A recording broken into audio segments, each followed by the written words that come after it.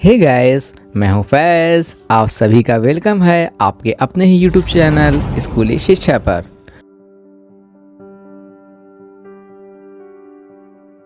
आज मैं एक ऐसी बुक के बारे में बातें करने वाला हूं जो मेरी ऑल टाइम फेवरेट है। आज तक मैंने इतनी दिलचस्प और शानदार बुक पहले कभी नहीं पढ़ी। पहली बार कोई एक ऐसी बुक है जिसे एक ही बैठ की मैंने पूरी पढ़ी हो। जी हाँ, इस बुक का नाम है अल्केमिस्ट, जिसके लेखक पाउलो कोएल्हो हैं। लेखक पाउलो कोएल्हो का जन्म ब्राज़ील में हुआ। आज वह विश्व भर में सबसे अधिक पढ़े जाने वाले लेखकों में से एक हैं। अल्केमिस्ट, जिसका हिंदी अनुवाद होता है किमियागर, यानी साधारण धातुओं को सोने में बदलने की कला को जानने वाला।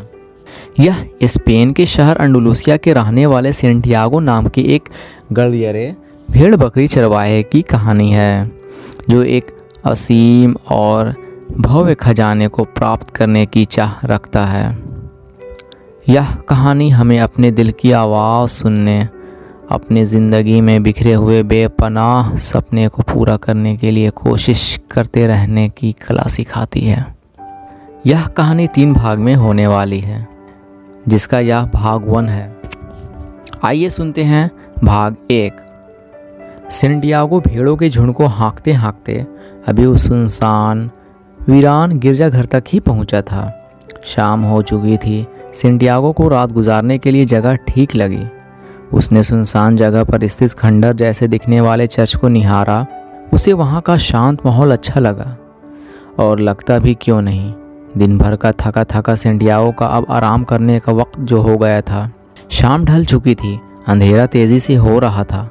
सेंटियागो जल्दी जल्दी अपनी भेड़ों को एक जगह बांध दिया। उसने अपनी जैकेट से फर्श को साफ किया, अभी अभी पढ़कर ख़त्म की किताब का सिरहाना बनाया और लेट गया। मन ही मन सोचा, अब से मैं मोटी मोटी किताबें पढ़ूंगा। पढ़ने में ज़्यादा वक्त भी लगेगा और तकिया भी अच्छी बनेगी। सुबह रोशनी होने से पहले ही उसकी आंख खुल गई। आज भी उसने वही सपने दोबारा देखा था जो पिछले हफ्ते देखा था। इस बार भी सपने पूरा होने से पहले आंखें खुल गई थी। उसने पास पड़ी लाठी उठाई। हर एक भेड़ का नाम लेकर उसने अपनी लाठी से कोंचा। भेड़ उसे अच्छी तरह समझती थी और वह भेड़ को। यही वजह थी कि किताब में कोई बात उसे बहुत अच्छी लगती तो भेड़ को पढ़कर ज़रूर सुनाता। मगर पिछले कुछ दिनों से वह अपनी भेड़ों को एक ही बातें बार बार बता रहा था। उस लड़की के बारे में जो गांव के व्यापारी की बेटी थी, जहां वे अगले 4 दिनों में पहुंचने वाला था। चरवाहा अपनी भेड़ों को लेकर वहां पहुंच गया। मैं भेड़ों का ऊन बेचना चाहता हूं, दुकानदार से कहा। दुकानदार फिलहाल व्यस्त था। उसने दोपहर तक का इंतज़ार करने को कहा। मुझे नहीं मालूम था चरवाहे पढ़ना भी जानते हैं, पीछे से एक लड़की की आवाज़ आई। वैसे मैं किताबों की बजाय अपनी भेड़ों से ज़्यादा सीखता हूँ, उसने जवाब दिया। और फिर करीब दोनों ने घंटों बातें की। अच्छा, अगर तुम्हें पढ़ना आता है तो फिर तुम गधेड़े ही क्यों बने? लड़का मन ही मन कुछ बुदबुदाया। लड़की इस बात को नहीं समझ पाएगी, शायद कभी नहीं। लड़के ने बड़ी चालाकी से बात को बदलते हुए उसने अपनी यात्राओं की कहानियां उस लड़की को सुनाई, जिन्हें सुनकर आंखें विस्मय और भय से भर गई।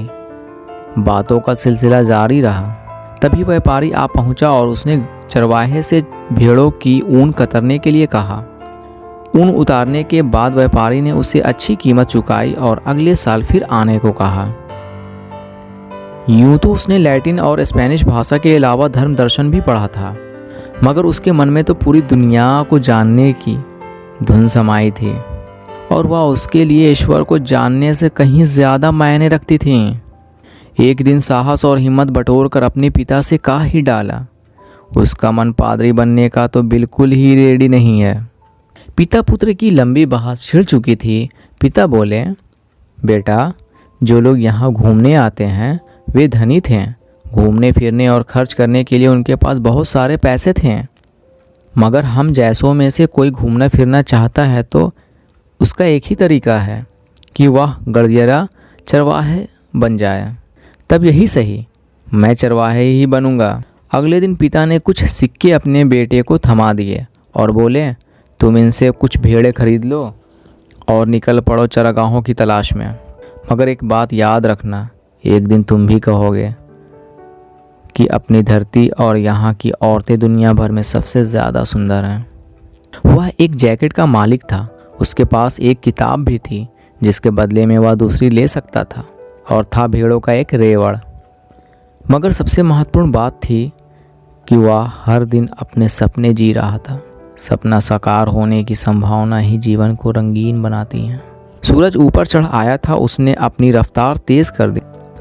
अचानक उसे याद आया, मुझे तरीफ़ा की ओर बढ़ना चाहिए। वहाँ एक वृद्ध महिला रहती है जो सपने बाँचती है। लड़का अपनी चाल को तेज़ करता है और कई सुनसान मैदान को पार करते हुए कुछ घंटों के बाद वह उस वृद्ध महिला के पास पहुँच जाता है। वृद्ध महिला उसे एक खाली कमरे में ले जाती है और उसे अपने सपने के बारे में पूछती है। लड़का, मेरे सपने में एक लड़की आती है जो मेरी भेड़ों के साथ खेलती है। खेलते खेलते अचानक से वह मेरा हाथ थाम ली और मुझे पिरामिडों को देश मिस्र ले गई। उसने मुझसे कहा, तुम यहाँ आए हो तो तुम्हें यहाँ छिपा खजाना मिलेगा। और फिर जैसे ही वह मुझे छिपे खजाने को दिखाने जा रही थी, तभी आँख खुल गई। दोनों बार ऐसा ही हुआ। वृद्ध महिला कुछ देर तक खामोश रही। मैं अभी तुमसे कोई पैसा नहीं लूँगी, उसने लड़के से कहा, मगर खजाना मिल जाए तो उसका 10वां हिस्सा तुम मुझे दे देना। इस सपने का क्या मतलब हो सकता है, यह तो बताओ। मैं ऐसा सोचती हूँ कि तुम्हें पिरामिडों के देश मिस्र ज़रूर जाना चाहिए। अच्छा, यह बताओ मैं मिस्र कैसे पहुँचूँगा? मैं तो केवल सपने बाँचती हूँ, उन्हें कैसे सच करना है यह मैं नहीं जानती। वृद्धा ने यह कहते हुए कहा कि उसका बहुत समय ख़राब हो गया है। लड़के से जाने के लिए कहा। लड़के को भी अपना बहुत सारा काम निपटाना था। पहले तो बाज़ार जाकर अपनी किताब एक मोटी किताब से बदला मदिरा खरीदी। सूरज थोड़ा नीचे उतर आए तो मैदान के रास्ते वह अपनी भेड़ों को लेकर उस गांव की तरफ चल देगा, और आज से 3 दिनों के बाद वह उस व्यापारी की बेटी के साथ होगा। इस शहर में वह बहुत से लोगों को जानता था।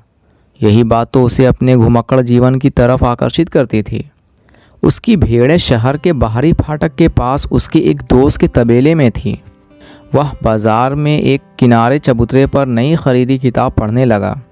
वह एकाग्रचित होकर पढ़ना शुरू ही किया था, तभी एक बूढ़ा आदमी उसके पास आकर बैठ गया। बूढ़ा उससे बातचीत करने के लिए बेचैन था, मगर वह तो असल में उस वक्त वह व्यापारी की बेटी के सामने अपनी भेड़ों के करने के बारे में सोच रहा था, ताकि वह लड़की खुद देख सके कि उसे मुश्किल काम भी करने आता है। वह बूढ़े से बात करना नहीं चाह रहा था, मगर बूढ़ा तो उससे बात करने पर आमादा था। बूढ़ा फ़कीर वाली भेष में था। उसे लगा कोई पागल होगा, लेकिन बातचीत के दौरान बूढ़ा अपने आप को सलेम शहर का बादशाह बताया। लोग बाग बड़ी अजीब बातें करते हैं, लड़के ने सोचा। बातचीत चल ही रही थी, तभी अचानक उस बूढ़े ने कहा, तुम मुझे अपनी भेड़ों का 10वां भाग दे दो। बूढ़े व्यक्ति ने कहा, तो मैं तुम्हें छिपे खजाने को पाने का रास्ता बता दूंगा। लड़का यह सुनकर हक्का पक्का रह गया। इससे पहले कि वह कुछ कह पाता, बूढ़े ने झुककर एक छड़ी उठा ली और चौक की रेत पर उससे कुछ लिखने लगा। वहाँ उस छोटे शहर के चौक की रेत पर लिखी इबारत में लड़के ने पढ़ा, अपने पिता का नाम, माँ का नाम और अपने गुरुकुल का नाम, तथा उसने व्यापारी की लड़की का नाम भी पढ़ा जो उसे अब तक खुद मालूम नहीं था। और उसने पढ़ा वह सब जो उसने कभी किसी से कहा ही ना था, केवल सोचा था। लोग बाग बहुत जल्द ही अपने जीवन में यह समझ लेते हैं कि उनके होने की वजह क्या है, बूढ़े ने कहा। बूढ़ा खजाने के बारे में बताने का भेड़ों का 10वां हिस्सा मांग रहा था। इसके बाद बूढ़ा चला गया। थोड़ी देर बाद लड़का भी वहाँ से उठा और तय किया कि वह अपने दोस्त के तबेले पर जाने के लिए सबसे लंबे रास्ते से जाएगा। हवा में तेज़ी आ गई। उसका दिमाग बड़ी तेज़ी से चलने लगा। एक तरफ है खजाना और दूसरी ओर भेड़ें। उधर वह व्यापारी की लड़की भी थी। उस लड़की को तो शायद उसकी याद भी ना हो। उसे क्या याद होगा। अगले दिन दोपहर को वह लड़का फिर बूढ़े से मिला। वह अपने साथ 6 भेड़ें भी लाया था। मेरे मित्र ने फौरन ही मेरी बाकी भेड़ें खरीद ली और कहा कि उसका भी हमेशा से चरवाहा बनने का सपना था। तुम खजाने को पा सको, इसके लिए तुम्हें कुछ चिन्हों का अनुकरण करना होगा।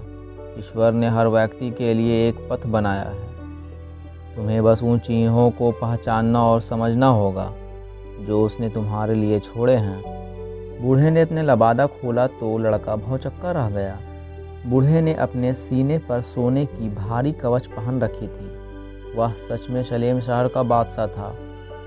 चोरों से बचने के लिए उसने वह रूप बना रखा था।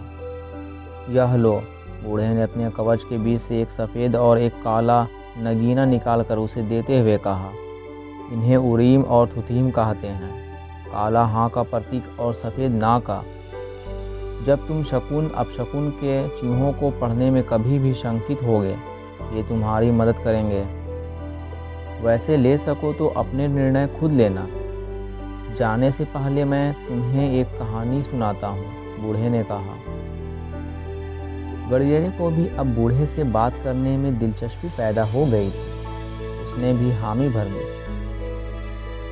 एक व्यापारी ने अपने लड़के को दुनिया के एक बुद्धिमान व्यक्ति के पास भेजा कि उसके पास से खुशी हासिल करने का राज जानकर आओ। लड़का 40 दिन तक रेगिस्तान में भटकता रहा। कहीं दूर से उसे एक ऊंचा टीला दिखाई दिया। लड़का उसी दिशा में आगे बढ़ने लगा। उसे टीले पर एक खूबसूरत महल दिखाई दिया जहां वह बुद्धिमान व्यक्ति रहता था। अरे यह क्या, यहाँ तो कोई शांति ही नहीं है। चारों ओर शोर ही शोर है। व्यापारियों का आना जाना, कुछ लोगों का इधर उधर कोने में खड़े बातें करते रहना। मुझे तो लगा यहाँ एकदम शांति होगी। बुद्धिमान व्यक्ति एक एक कर हर व्यक्ति से बातें कर रहा था। लड़का भी अपनी बारी आने का इंतज़ार कर रहा था। बुद्धिमान व्यक्ति ने बड़े ही ध्यान से लड़के के आने का मकसद पूछा। फिर उसने कहा, अभी उसके पास ज़्यादा समय नहीं है। तब तक चाहो तो महल में घूम फिर सकते हो। फिर उसने कहा, मैं चाहता हूँ इस बीच तुम एक काम करो। और उसने एक चम्मच में तेल की 2 बूंद डालकर उस लड़के को कहा, अब तुम इस चम्मच को पकड़ो और पूरे महल में घूमो। ध्यान रहे चम्मच से तेल की एक भी बूंद ना गिर पाए। लड़के ने महल में घूमना शुरू कर दिया। लोगों की भीड़ में बचते बचाते उसने बहुत सारी सीढ़ियाँ भी चढ़ी और उतरी, लेकिन उसने अपना पूरा ध्यान चम्मच में पड़ी तेल की बूंद पर रखा और एक भी बूंद ज़मीन पर गिरने नहीं दिया। लड़का मन ही मन खुश था। अब तक लगभग 2 घंटे हो चुके थे। वह उस कमरे में लौटा जहाँ उसकी मुलाकात बुद्धिमान व्यक्ति से हुई थी। अच्छा, क्या तुमने मेरे मुख्य भोजन हॉल में टांगे रेशमी कढ़ाईदार ईरानी पर्दे को देखा? बुद्धिमान ने लड़के से पूछा। तुमने वह बाग देखा जिसे इतना सुंदर बनाने में मेरे माली को 10 साल की कड़ी मेहनत करनी पड़ी? तुमने मेरे पुस्तकालय में रखी घर में पत्र वाली पुस्तक देखी? लड़के ने लज्जित होते हुए स्वीकारा, यह सब तो मैंने बिल्कुल भी नहीं देखा। मेरा ध्यान तो केवल चम्मच में पड़ी बूंद पर था। तो वापस जाओ और दुनिया की अद्भुत वस्तुओं को देख कर आओ। बुद्धिमान व्यक्ति ने लड़के से कहा, अगर किसी व्यक्ति के मकान को नहीं जानते तो तुम उस व्यक्ति पर विश्वास नहीं कर सकते। लड़के ने राहत की सांस ली। उसने चम्मच उठाया और दोबारा से महल देखने निकल पड़ा। इस बार उसने दीवारों पर बनी सुंदर आकृति को निहारा, बाग बगीचे देखे, महल और उसके आसपास की सभी चीज़ों को बड़ी बारीकी से देखा और लौटकर बुद्धिमान व्यक्ति से सारी बातें विस्तार से बताई। लेकिन वो तिल कहाँ है जो मैंने तुम्हें चम्मच में दिया था?